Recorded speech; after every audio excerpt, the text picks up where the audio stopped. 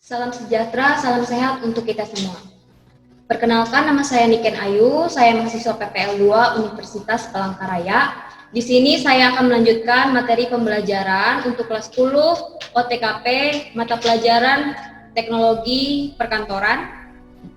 Yaitu kita akan membahas pada bagian D di bab 4, yaitu menentukan format data sel, dan yang di bagian E mengoperasikan worksheet. Langsung saja kita masuk ke dalam materi. Untuk kompetensi dasar, yaitu menerapkan pengoperasian aplikasi pengolah angka. Kita masuk ke materi yang pertama, yaitu yang bagian D, menentukan format data sel. Terkadang Anda membutuhkan data yang dimasukkan ke sebuah sel tabel untuk langsung disesuaikan dengan format uang yang diharapkan. Contohnya, nilai tersebut berupa nominal uang, format tanggal karakter, desimal, dan lain sebagainya. Untuk mengatur jenis format data sel, Anda dapat menggunakan dua cara, yaitu sebagai berikut. Yang pertama, klik kanan sel atau kolom atau baris yang akan diatur formatnya, kemudian pilih format sel, lalu klik bar number. Pada kategori, tentukan jenis format yang akan kalian gunakan di dalam aplikasi Microsoft Excel. Jika sudah kalian tentukan jenis format itu, kalian tinggal klik OK. Itu bisa kalian lihat, ini merupakan contoh dari format sel. Lalu yang kedua, cara berikutnya adalah dengan blok sel atau kolom atau baris yang akan diatur formatnya. Kemudian pada menu ribbon, klik bar form, lalu pilih format data pada grup number. Nah, lalu yang selanjutnya dalam Excel, dikenal beberapa jenis format tipe dalam sel, yaitu sebagai berikut. Yang pertama ada general, adalah format standar dalam sel. Dengan format standar ini, sel akan memprediksi nilai atau angka yang diinput. Contohnya, Anda mengetikkan string 12 sampai dengan ke 1. Ketika Anda pindahkan kursor ke sel lainnya, maka akan berganti secara otomatis menjadi 1 sampai ke 12. Lalu yang kedua itu ada number. Number adalah tipe data numerik yang secara default menggunakan tipe desimal dengan 2 digit angka di belakang koma. Lalu yang ketiga itu ada currency, adalah format numerik atau kumpulan dari simbol untuk mata uang dengan simbol tertentu. Misalnya itu contohnya 500 US dollar. Lalu yang keempat ada accounting, memiliki format seperti currency, tetapi pada accounting ini dilengkapi dengan simbol mata uang dan nilainya yang dipisahkan dengan spasi. Lalu yang selanjutnya itu ada short date, merupakan format nilai sel untuk tanggal, yaitu M garis miring D garis miring Y. Contohnya untuk M itu month, lalu untuk D itu day dan Y itu year. Misalnya ketika kita mengetikkan tanggal 12 November 2020, itu akan berubah formatnya menjadi bulan 11 tanggal 12 2020. Lalu yang selanjutnya itu ada long date. Nah, untuk tipe long date ini memiliki format daily, Monday, dan juga year. Contohnya itu untuk hari Monday, lalu bulan November 12 itu untuk tanggal, dan untuk tahunnya 2020. Lalu yang selanjutnya itu ada time. Time memiliki format waktu, H itu hour, garis miring M atau menit, dan juga garis miring S atau detik. Dilengkapi dengan kode waktu AM dan atau PM. Contohnya 0 jam 05, lalu di menit yang ke-12 dan di detik yang ke-10 PM. Untuk yang selanjutnya itu ada percentage, merupakan format penulisan data numerik yang dilengkapi dengan simbol persen. Itu bisa dilihat contohnya 3%. Lalu untuk yang selanjutnya itu ada fraction. Fraction menampilkan data dalam bentuk pecahan. Lalu yang selanjutnya itu ada scientific. Untuk scientific itu menampilkan formasi penulisan numerik secara ilmiah.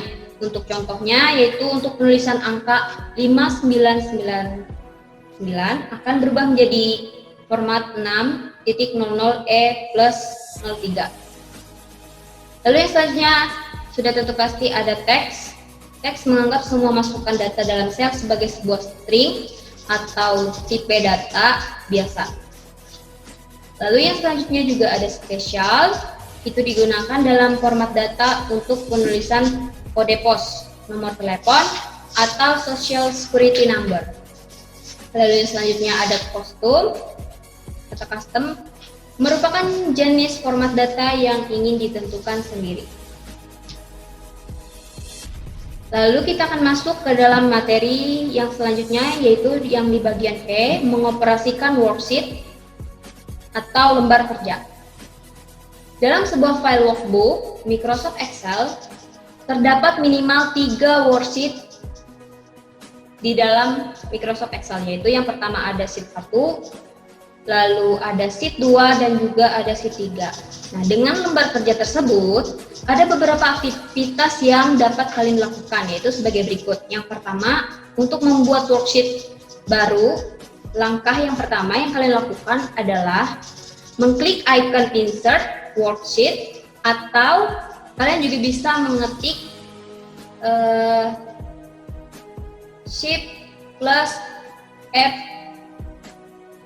F11 untuk mengklik icon worksheet yang baru. Ini merupakan contohnya.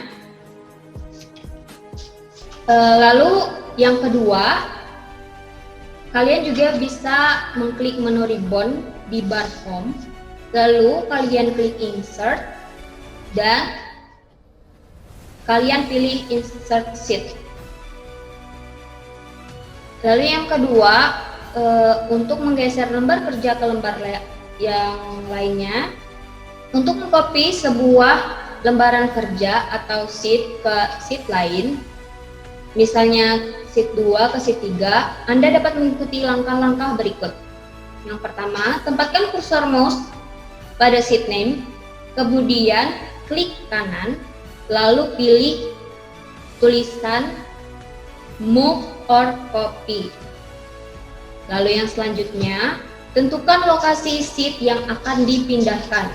Contohnya pada latihan berikut, move to end akan menggeser posisi sheet 2 ke posisi sheet 3. Ini. Lalu metode berikutnya adalah mengklik sheet yang akan dipindahkan, kemudian geser ke posisi sheet yang akan dituju atau yang akan kalian inginkan. Lalu klik OK. Itu saja materi yang dapat saya sampaikan. Untuk materi berikutnya akan dilanjutkan oleh Saudara Jano Arianto YR. Sekian, salam sehat untuk kita semua. Terima kasih. Ya, baiklah, di sini saya akan melanjutkan materi yang diberikan oleh Saudari Niken tadi. Perkenalkan, nama saya Jano Arianto YR. Saya mahasiswa PPL 2 dari Universitas Palangkaraya. Baiklah, kita akan langsung melanjutkan materi, yaitu F. Pembuatan data tabel dan grafik. Langkah-langkah pembuatan grafik dari data tabel yaitu sebagai berikut. Pilih tabel dan blok kolom yang dikehendaki. Selanjutnya, klik bar insert, pilih cut group, dan klik tombol panah ke bawah. Lalu akan muncul menu sebagai berikut. Selanjutnya, pilih grafik yang diinginkan. Setelah masuk ke insert cut, pilihlah jenis grafik yang diinginkan dan klik OK. Selanjutnya masuk yang ke G, penggunaan formula-formula pada aplikasi pengolah angka. Yang pertama, formula pada aplikasi pengolah angka Microsoft Excel biasa disebut sebagai fungsi. Fungsi merupakan rumus yang sudah disediakan oleh Microsoft Excel yang akan membantu dalam proses penghitungan yang dapat dimanfaatkan sesuai dengan kebutuhan. Pada umumnya, penulisan fungsi harus dilengkapi dengan argumen baik huruf angka, label, rumus, alamat sel maupun rank. Argumen ini harus ditulis dengan diapit tanda kurung. Yang kedua, beberapa fungsi yang sering digunakan dalam mengolah angka di Microsoft Excel yaitu sebagai berikut. Yang pertama itu fungsi average. Fungsi ini digunakan untuk mencari nilai rata-rata dari sekumpulan data rank. Bentuk umum penulisannya adalah average number 1, number 2 dengan ketentuan number 1, number 2 dan seterusnya adalah rank data yang akan dicari nilai rata-ratanya. Fungsi logika if. Fungsi ini digunakan jika data yang dimasukkan mempunyai kondisi tertentu. Sebagai contoh, jika nilai sel A1 sama dengan 1, hasilnya 2. Jika tidak, akan bernilai 0. Biasanya fungsi ini dibantu oleh operator relasi pembanding seperti berikut. Fungsi max. Fungsi ini digunakan untuk mencari nilai tertinggi dari sekumpulan data rank. Bentuk umum penulisannya adalah max number 1, number 2, number 1, number 2 dan seterusnya adalah rank data numerik yang akan dicari nilai tertingginya. Fungsi min. Fungsi min digunakan untuk mencari nilai terendah sekumpulan data numerik. Selanjutnya fungsi sum. Fungsi sum digunakan untuk menjumlahkan sekumpulan data pada suatu rank. Bentuk umum penulisan fungsi ini adalah sum number 1, number 2, number 1, number 2 dan seterusnya adalah rank data yang dijumlahkan. Fungsi left. Fungsi left digunakan untuk mengambil karakter pada bagian sebelah kiri dari suatu teks. Bentuk umum penulisannya adalah left text num cut. Teks adalah data yang akan diambil sebagian karakternya dari sebelah kiri dan num cut adalah jumlah karakter yang akan diambil. Selanjutnya adalah fungsi mid. Fungsi mid digunakan untuk mengambil sebagian karakter bagian tengah dari suatu teks. Bentuk umum pemakaian fungsi ini adalah mid text star num cut, artinya mengambil sejumlah karakter mulai dari star num sebagai num cut. F. Fungsi right. Fungsi ini merupakan kebalikan dari fungsi left.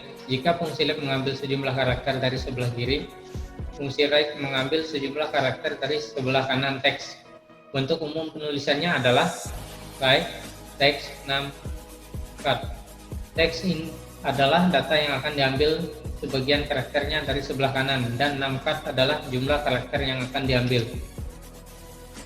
Selanjutnya adalah fungsi lookup dan lookup. Fungsi lookup dan lookup digunakan untuk membaca suatu tabel secara horizontal, lookup, atau secara vertikal, lookup. Bentuk umum penulisan ini adalah sebagai berikut. Lookup value table array row index 6. Lookup value table array call index 6. Dari rumus di atas dapat dilihat bahwa perbedaannya hanya pada nomor indeksnya. Jika memakai lookup, kita harus menggunakan nomor indeks baris row index 6. Akan tetapi jika memakai lookup, kita harus menggunakan nomor indeks kolom indeks 6. Nomor indeks adalah angka untuk menyatakan posisi suatu kolom atau baris dalam tabel yang dimulai dengan nomor 1 untuk kolom atau baris pertama pada rank data tersebut. Kita masuk ke materi yang H, mencetak file atau dokumen pada aplikasi pengolah angka. Langkah-langkah mencetak file dokumen pada Microsoft Excel adalah sebagai berikut. Yang pertama, kita klik file, pilih print, atau tekan tombol Ctrl atau P secara bersamaan. Yang kedua, akan muncul kotak dialog seperti berikut, bisa dilihat pada gambar. Yang ketiga, pilih jenis printer yang tersambung dengan komputer atau laptop. Yang keempat, pilih halaman yang akan dicetak. Pilih print all page jika akan mencetak semua halaman. Namun jika yang dicetak hanya sebagian, ketikkan halaman yang akan dicetak. Yang kelima, jika semua sudah sesuai, klik print untuk memulai pencetakan. Baiklah, sekian materi yang bisa saya sampaikan. Saya ucapkan terima kasih, sampai bertemu di pertemuan berikutnya minggu depan.